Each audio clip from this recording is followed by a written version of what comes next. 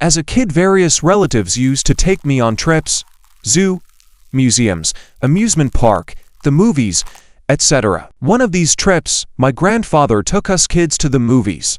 Now these old movie houses date back to the days when they had less stage entertainment, vaudeville. This old theater my grandfather took us to had an orchestra pit.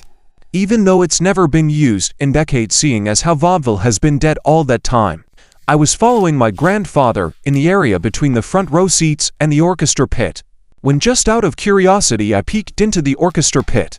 There was no floor. One could see into the basement, but on the basement floor was, well, you ever heard of the old Humpty Dumpty poem? Humpty Dumpty sat on a wall. Humpty Dumpty had a great fall, etc. On the floor of the basement was a large man-sized egg with a happy face painted on its shell. It had arms and legs.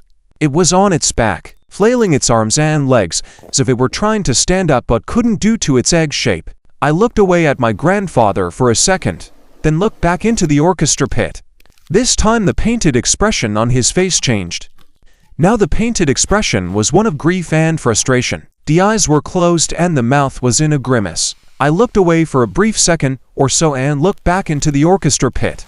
This time there was no egg, just the bare floor of the basement. I looked away again, just for a few seconds, I guess looking to tell someone what I saw, but then looked back into the orchestra pit.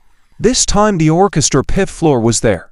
I couldn't see into the basement anymore. The orchestra pit floor had only a small handful of wooden folding chairs on it. Nothing else.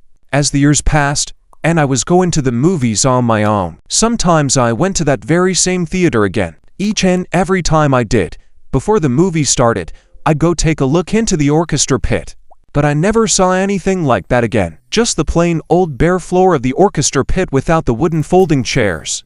That old theater is now gone. A typical victim of the expansion of home video and cable TV.